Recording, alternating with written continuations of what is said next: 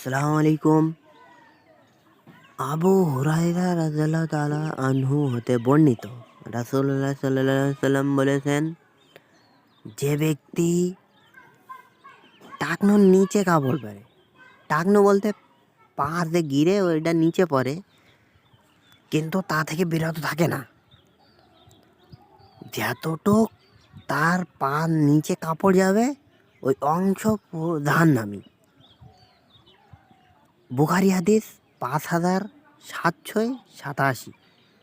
ওটা যে ব্যক্তি মনে করে ওর টাকনুর নিচে কাপড় দিলে সমস্যা, কারণ বাকি সব তো উপরেই আছে, তাকে বলে দিই ওর অংশ যদি ধান নামে যায় বাকিগুলোকে জান্নাতে যাবে। মূর্খ কোথাকের, এ থেকে বিয়ে খালি থাকে।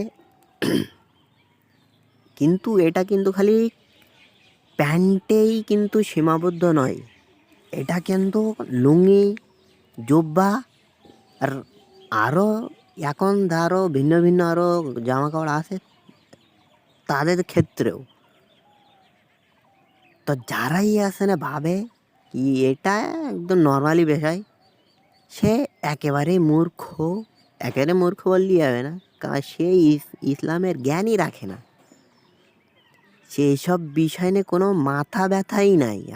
আল্লাহর রসুলের হাদিস কিন্তু এ থেকে শিক্ষা গ্রহণ করে না, সে সে বোঝে না, সে জাহান্নামের যে কী ভয়াবহতা তার বিষয় নিয়ে কোনো মাথা ব্যথাই নেই সেই বিষয় নিয়ে। তো হয়তো কিছু বোঝাতে পেরেছি, যদি কিছু বোঝাতে পারি তাহলে অসংখ্য